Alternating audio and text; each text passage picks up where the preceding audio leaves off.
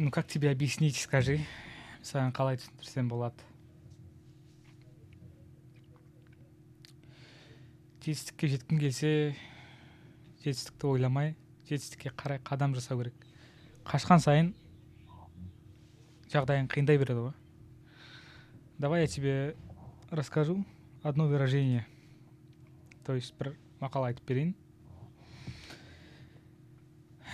Сен оны, возможно, білесің, немесе білмейсің, это не важно просто. Если Магомед не идет к горе, то гора идет к Магомеду деген бар. Осы выражениені жақсылап ойлан. Мен саған бұның смыслын түсіндіріп беріп отыруға мүлдем қауқарым жоқ. Сондықтан да осыны түсінсе, осы фразаны ше.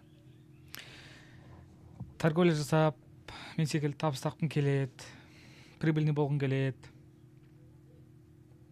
сауда жасап үйренгің келеді, біліміңді арттырғың келеді. Бірақ сендегі мәселе ол просто бездействуешь. Ну, ойымды жеткізу қиын, әрине. Но все же, қараш, алдында сен от жанып жатыр да. Сен мүлдем өміріңде бірде-бір рет отқа күйіп көрмегенсің, от ұстап көрмегенсің. И барасың да, сен білмейсің алдында тұрған не екендігін. Сенде понятие жоқ от, бірақ қандай екенін білмейсің да. Чтобы это почувствовать, сен бірінші қолыңды бүйтіп сұқып көресің. И ыстық болған түсінгеннен кейін барып, сен отқа келесі жақындамау керек екенін түсінесің да. Понимаешь?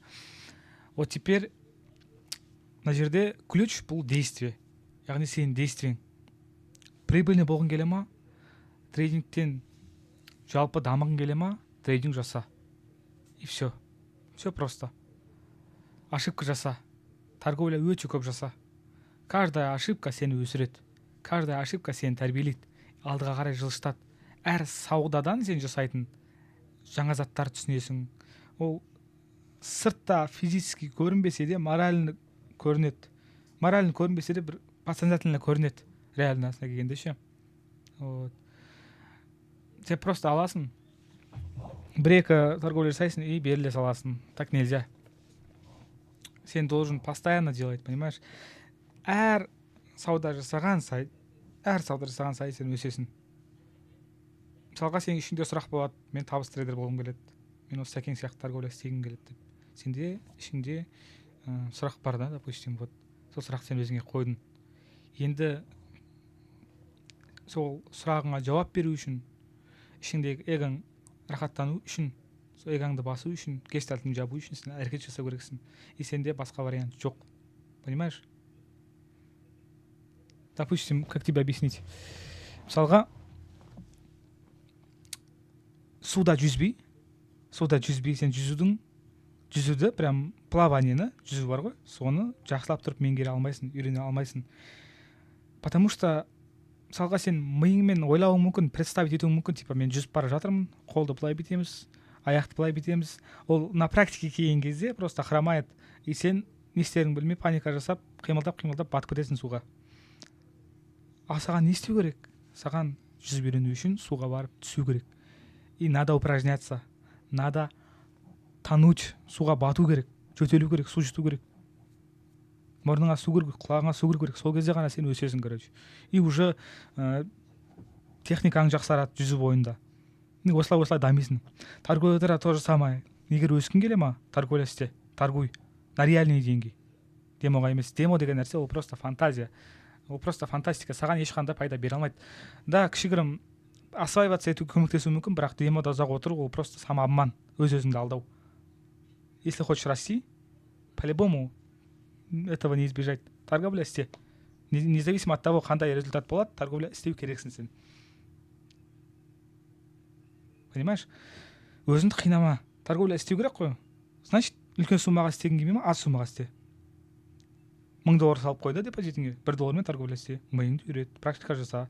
И соның өзі саған опыт. Зато ты реально торгуешь, по факту торгуешь, а не демо какой-то. Понимаешь? Ощущения у тебя реальные, прям натуральные ощущения от торговли. Так что сұрақты көп қояды маған. Мысалға ше, мен прибыльный бола алмай жүрмін, минус бола беремін, білмеймін, бірдеңке жетпей жатыр. В целом көп сұрақ ше, жекеме қойылатын. Мен жекем аздан кешке дейін осылай сұрақтармен тола. негізі ол сұрақтың түбінде просто қалай тез прибыльный болуға болады деген смысл жатыр ғой, ой жатыр да, короче, қалай тез успешный трейдер боламын деп. Болады олай болуға. Ол енді қазір мен саған айтып жатырмын ғой, что успешный болу үшін успехтің кілті, трейдингте табысқа шығудың кілті ол просто торговать ету. Кәдімгі нақты ақшамен. Видишь?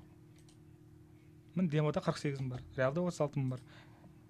Если торговать только на реал, и все. Это не обсуждается, понимаешь? Вот. И осылай каждый раз торговля жасаған сайын, қадам жасаған сайын өзің үшін сен өсесің, артасың. И сенің мысалға именно осы трейдинг саласындағы грамотностьқа, яғни прибыльный трейдер болуға деген алғашқы қадамың қазір сенде мүмкіндік бар. Яғни ол мүмкіндігі бар алғашқы қадамды жылдам жасауға. Сен қиналып өзің уақытыңды кетіргенше басқа біреудің қиналғанын сатып алсаң болады. Басқа біреудің қиыншылығы мен опытын сатып алсаң болады. Бірақ ол жерде қазіргі уақытта саған сатып алу да мүлдем керек емес, потому что оның барлығы тегін тұр. Ешқандай ақысыз, ешқандай төлемсіз, артық шығынсыз.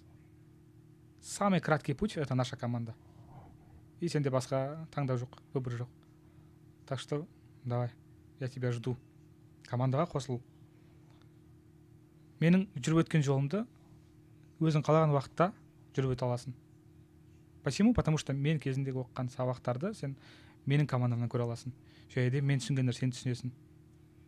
Одан бөлек ол жерде менің қателіктерім бар. Да? В общем, 8 жыл, 9 жыл өмірді бір жылдың арасында, бір жылдың көлемінде или бір айдың көлемінде сүріп тастасаң болады. Оның барлығы чисто енді өзінің қаншалықты жылдам жұмыс жасайтынға байланысты, іштегі мотивацияңа байланысты. Соның барлығы енді өзінің әсерін етеді ғой. Вот. Негізі в целом, егер адам постараться ететін болса, полностью бір күннің ішінде барлық сабақтың барлығын толыққанды көріп тастап, миына сіңіре алады. Но это будет очень сложно. 24 сағат азынан кешке дейін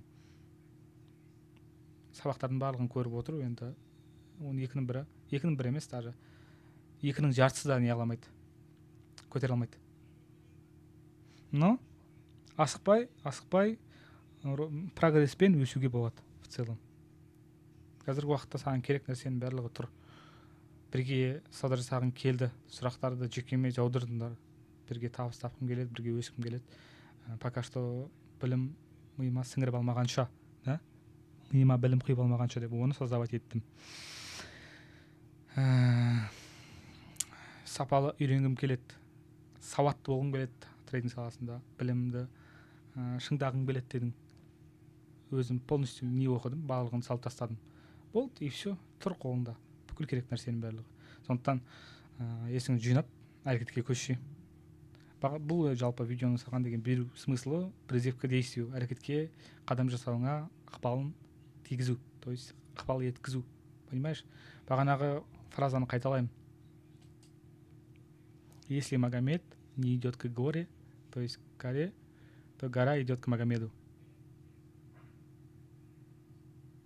Тауға сен бармасаң, тау саған келеді деген секілді. Бұның терең смыслы бар. Бұны екінің бірі түсінамайды, бірақ өзің оны түсінуге жалпы міндеттісің. Фразаның өзінің түбінде терең жалпы не жатыр, смыслы жатыр. Магомед деген ол Мұхаммед, өздерің білетіндей. Так что сол. Торговля саған келмесе, табыс саған келмесе, табысқа сен бару керексің. Ал сен табысқа баратын жолың ол торговля жасау. Көрдің ғой? Опытпен келеді, короче. Әрекет жасаумен келеді. Так что саудадан қашпай, қорықпай, қорқыныштың барлығын жеңіп, просто торговля жаса. И я тебе уверяю, сауда жасаған кезде сен ештеңеден ұтылмайсың, даже если ақшаңды финансы жоғалтсаң да. Почему? Потому что ты получаешь опыт от этого.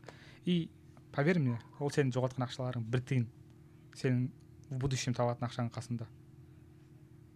Ол слабак болмасай берілмеу керек қой.